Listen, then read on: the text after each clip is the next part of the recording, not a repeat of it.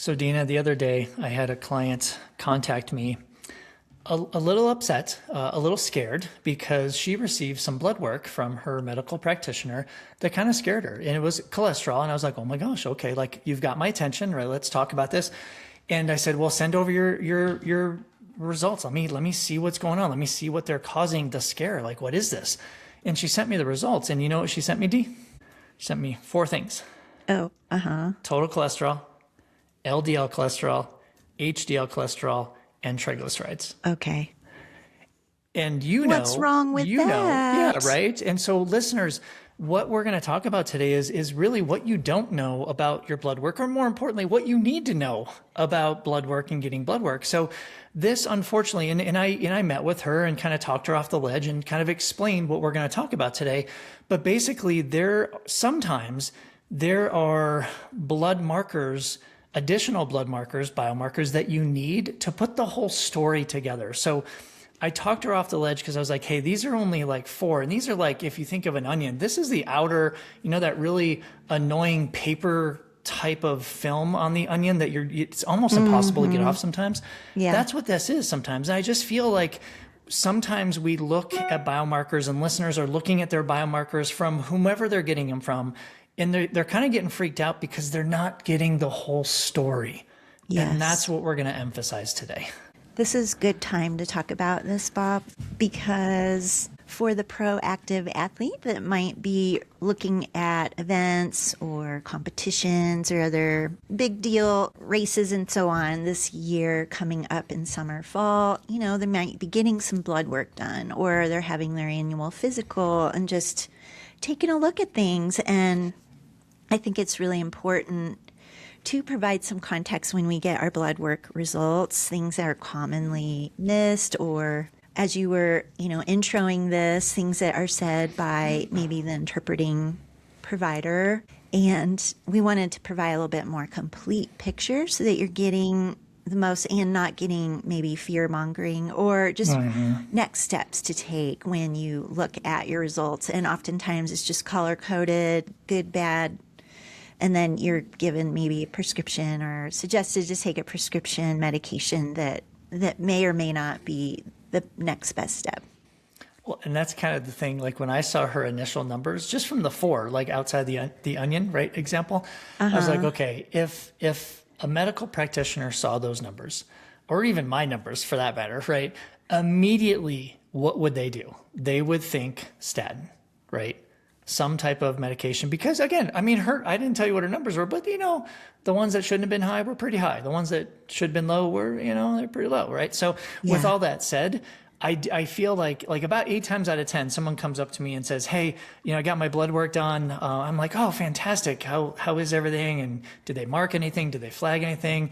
And they're like, no, everything's pretty good. And then I'll look at it, I'm like, oh, well, this is like maybe a quarter of what you should have had done, right? Again, let's reframe this also, or frame this in terms of what you're trying to get out of it, right? Good point. So, yeah, if you're an aging athlete, master's athlete, professional athlete, or just someone that just cares about living life and, like everyone should, I kind of feel like we all need to do a little bit more of a deep dive into comprehensive biomarker or blood work. Let's say blood work testing. You agree? Yeah. Yeah. Well, and maybe that is this first point, expanding on what you started this with, is what is being tested and are there biomarkers that are getting missed? So, for example, I just had my routine, annual physical blood work ordered by the primary care physician, and the standard panel, Bob, it's good, right? Some blood work is better than zero, but it doesn't tell a whole story. Yeah. And you have to have this context behind the person to know what else maybe would be beneficial to know from a blood biomarker perspective.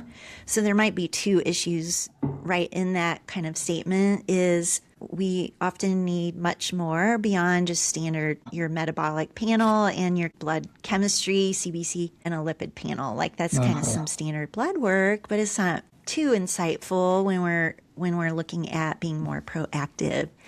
And then this lens of like, well, I'm just looking at these 2 markers to make a diagnosis without a full health history or really understanding, that person that's in front of you a little bit more. Yeah. And I feel like it's most of us just, we don't know what we don't know, right? So we are trusting our medical practitioners, and sometimes it's fantastic, right? Because if you have a good relationship with your medical practitioner, because I've met a few people like this, and like you've been going to him or her for years and years, and they know you, and you guys talk.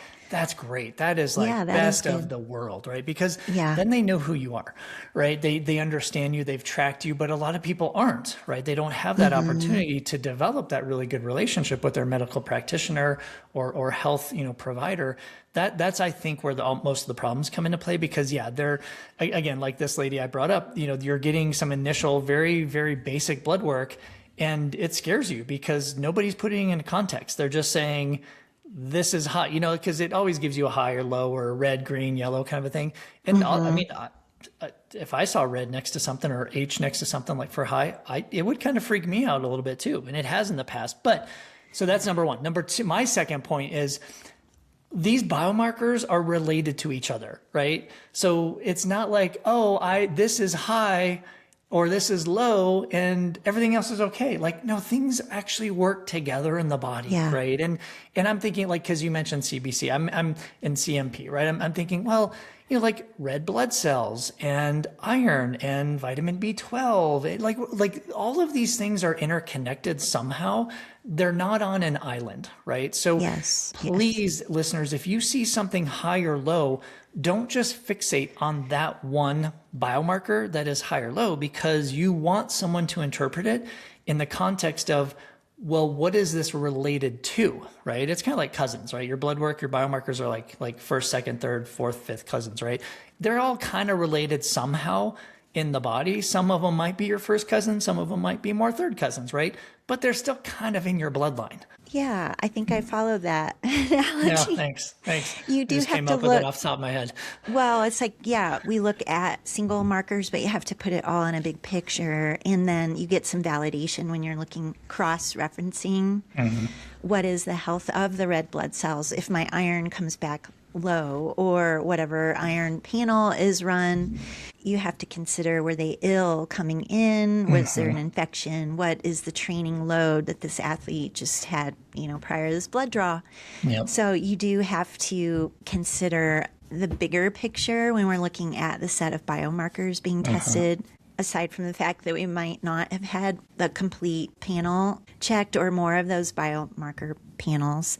And then some of that cross-checking to then further put into context, what are we really looking at here from a diagnostic perspective? I want to roll up our sleeves a little bit, Dee, because I've been seeing some things in the past few years that should be more important to people, and they're not for some reason. And call it the lab, the medical practitioner, where you live, maybe your interests, your knowledge, who knows, right? But here's what I'm seeing. So apart from the kind of our message, don't just get basic blood work done, right? One of our messages is go comprehensive at least one time a year, especially if you're over like 35, 40 years old, for sure, right? Definitely. Yeah. And for sure, if you're a professional elite athlete, right? Things change. I do blood markers on elite athletes all the time. I'm like, whoa, things change like every 3 to 6 months, depending on your season. But now I want to get into the nuance a little bit of what I've been seeing and kind of where I'm putting more eggs in my basket when I talk to people about getting blood work done is I want to focus more on metabolic health first, right? And it's not to say all other markers, cardiovascular, red blood cells, oxygen carrying, all that stuff. It's not, those are very important, yes. But metabolic health to me is the foundation of health and things happening in your body. And let me give you the example here. So typically if you go to and get like a basic or blood work done, you'll have your fasting blood sugar done, right? Fasting glucose. Sometimes you'll have your HbA1c, which is a summary or a average of the past 3 months of your fasting blood sugar. So great. Sometimes you get it, sometimes you don't. I think most basic ones get that, right? But here's the thing too, because I've had a lot of clients come to me and they're scared again. They're like, oh my gosh, my doctor said I have diabetes. Like, what's going on? I don't know what's going on. And I'm like, oh, well, did they look at fasting insulin? Did they look at HSCRP, which is an inflammatory marker? Did they look at all these? And they're like, no. So I'm like, okay, well, take a breath. Yeah. there are these other metabolic health markers that we need, not just fasting glucose, not just HbA1c, but unfortunately, we don't have a lot of people recommending these metabolic blood markers to be tested these days. And so that's a non-negotiable for me. Absolutely, hands down. At least fasting insulin, at least HSCRP, because those are those two more that give us that metabolic picture, right? There's a few more down the road, but they're a little bit more, I don't want to say intense, but I will mention one on my next, when we kind of go back and forth again, because this one's pretty important. But how do you feel about that, just from metabolic markers? Absolutely, Bob. Fasting glucose, again, better than not knowing fasting glucose.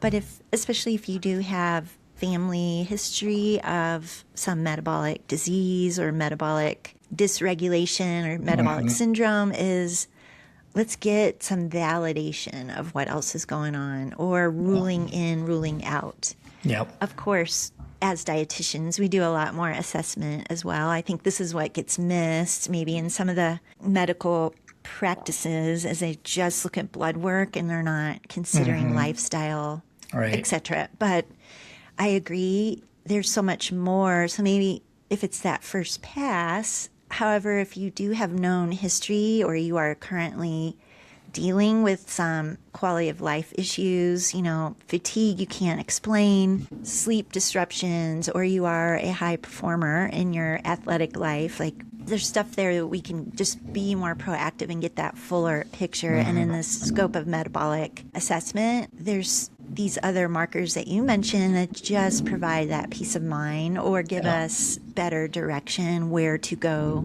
to look at root cause. Yes, exactly. Yeah. Are there any of them? Let me turn it back to you, because I have one more biomarker that I want to talk about. But any biomarkers that come to your mind, like, okay, this is like a non-negotiable, like you need to have this done most of the time? Oh, there's a whole bunch, Bob. Yeah, right. I mean, we could look at vitamin D. We could look at the full iron panel. I like to see, instead of just TSH, right, look at a full thyroid. I mean, there's plenty of examples there where oftentimes there's just one marker run and it doesn't tell the whole story. Do you have more beyond those three I just quickly mentioned? Yeah, I mean, to your point, we could, like back in the days, check. Oh, good. I probably would have said, well, who are you? What's your gender, your age, your sport, your lifestyle, career, family, all that stuff. And then we'll kind of negotiate what biomarkers to go. These days, though, I'm just like, first test, jump into the deep end. We're getting, and I don't want to go crazy, right? Not spending like thousands of dollars on this or anything, but I want to get as much of a comprehensive foundational blood work test first, right? Yeah. Because to your point, if something is off and we see some pathways and some relationships that are off, then we can go a little bit deeper if we need to. But again, like you don't know what you don't know until you know it, right? I mean, it's that case. One of my other favorite ones is a non-negotiable for me. And again, we could list these, but I think this is literally non-negotiable, is just an omega check, right? So this is the amount of omega-3s that are in your body, in your blood. It was never so important to me until maybe like 5-6 years ago, because I just started seeing some really low numbers, like low percentages. And just as reference, listeners, you want your omega check or your omega total, they're called a little bit different things depending on who you're testing with. You want that percentage to be between 8 to 12%. I can't even remember the last time I saw above 8%. I mean, honestly, right? And this is dealing with inflammation in your body, anti-inflammatory pathways, which I personally am seeing a lot of people who are coming to me with significant acute and chronic inflammation. And this is another way that we as dietitians take a biomarker and say, oh, okay, this is low. Let's package this into a food first concept. Do we need supplement help? And if so, here's what we do for omega-3s or fish oil or krill oil or whatever, right? So that's just one that is definitely, it's a non-negotiable for me anymore, because I'm like, everyone that does blood work testing with me, that is on the list no matter what, because again, we're all aging, right? This is metabolic health we're talking about when we're talking about inflammation. So that is like really, really high on my list. That's a good one, Bob. I feel like just a couple other points here, talking about blood work for our listeners, is monitoring trends. Yeah. Because it's kind of like not a super great analogy here, but like if your car is all of a sudden not starting one day, okay, well, that's kind of the extreme. And if prior in the past year, you had the signs like, oh, it's starting to sputter and it was stalling out a little. If you wait till we're in the red zone, like we didn't have that chance to try and work with it from maybe a non-pharmaceutical approach or other root cause approach. Monitoring trends, and oftentimes we talk about like the reference range you see on blood work is for standard population. So as athletes or starting a new training block or whatever, kind of need to know context behind the data points and then track over time. So we're not like all of a sudden, oh, now I'm diagnosed with diabetes, or now I have XYZ. It just happened today. No, it didn't. We could see this happening, and if we're lucky, we caught it early, and we've got tools in the toolbox. Well, so I think those are a couple points. Let me just toot our own horns, right? I mean, this is why people work with sport dietitians or performance dietitians, is for that exact reason. It's not just, it shouldn't just be a one and done, hey, tell me what to eat. It should be like, hey, help me figure out how I can actually age appropriately, be better at my sport, be better at my career, be better as a parent, as a loved one, as a whomever, as a human being. And part of this is tracking those trends for blood work, right? I mean, that's just part of successful aging, right? In my mind. And I don't care. Like I have very young individuals doing this also, Dee. So I don't want our listeners to say, oh, well, I'm not 40 yet, I don't need to do this. I mean, I have teenagers doing this, right? So let's just put that in context, because I want to track the trends over years, if not decades, because that's what tells a story. Like what we do today is going to affect us 20 years down the road, right? So wouldn't you want to know what's going on today? Oh, heck yes. I think too, Bob, side note, but when we have gene data, the genetic blueprint of someone, huge. Because then again, if we're seeing something, let's say on the higher end of quote unquote normal or the low end or whatever, and we have that genetic blueprint of the individual, we have clues. Again, this is like we are way ahead of the curve. And so for anyone that is thinking forward, for your cliche future self, like this is so empowering to have both of these things. So I get nerd hat on, Bob, when you've got blood work and genetic blueprint. Data is so powerful. It really is. It's just, and the beneficial thing with genetic data, genomic data, is it's one and done, right? You don't have to track those trends because genes are genes. So just get the test done once, then you combine it with with the blood work testing that will be at more frequent intervals throughout your life. Yes. That's the benefit. And I don't know, Dee, I think what I would say to our listeners is, if you have a really good health practitioner and you have a great relationship with them, bring this up to them. Bring it. Like if you're not already having some comprehensive testing, bring this up. Just, it's a great conversation. If you're not, and you're like, oh my gosh, who do I go to? Well, obviously you're listening to two experts that do provide these services. So we could definitely be resources. And three, you could just jump over to our Patreon community, right? We've got a free community there, patreon.com/ISN podcast. You can pose your questions there. Like, what should I do? We can help direct you there, right? So I feel like, we don't want to just leave you with some great information. You're like, okay, great. Now what do I do with this? Right. Yeah. So there are some action steps you can absolutely take. I think the intention here, was giving some context around blood work and ways to look at your own blood work more in a detailed way and know what else needs to be expanded upon, and just advocating for yourself. So I think definitely listeners can reach out to us on our community or to Bob or myself individually. Happy to get you rolling, and definitely want to know any questions you have from this episode, or if you've had things come up on your curiosity radar in this context of blood work and diagnostics, definitely let us know over in our community. So, with all of that said, we just want to thank you from the bottom of our heart for continuing to listen to us and provide you some great content. As Dina said, we are on Patreon, so head on over to patreon.com/ISN podcast, and we will see you on our next episode.